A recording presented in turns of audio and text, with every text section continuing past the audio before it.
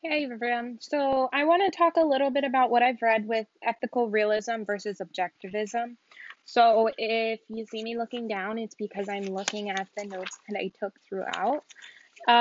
So the ethical objectivism, we know that's a view that's universally valid. Um, and it's commonly based on the will of God, natural law, common sense reason, or intuition versus our relativism, which holds that there are no universally valid or true moral principles are valid relative to culture or individual choice. So if we go into relativism a little bit more, we learn that there's subjectivism and there's conventionalism. So to dive into it a little bit with subjectivism, we know that can be like a personal choice.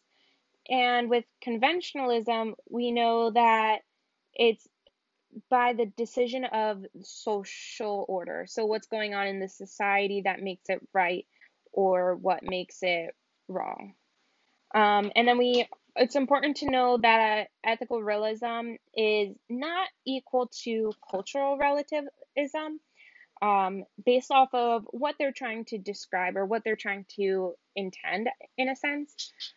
I've also read about ethical objectivism and that it has an ethical principle that may be valid without being an absolute principle.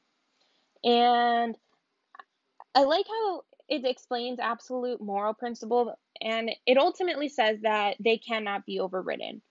But there are objective moral principles which may be overridden. Um, and I agree 100% with the book and in my brain that utilitarianism is one absolute principle because Kant said when he was talking about it is that you always want to do something that will bring out the better good, the most good for everybody.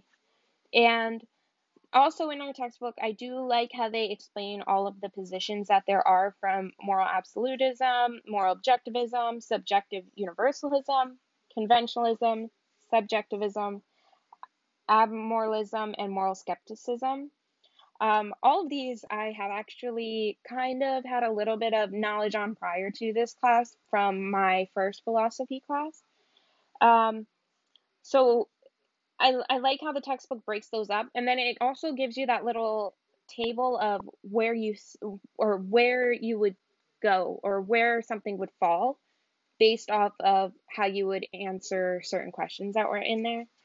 Um, so overall, this portion of the readings was very helpful to understand different types of moral principles, and I think it really helped to clarify the difference between relativism and objectivism.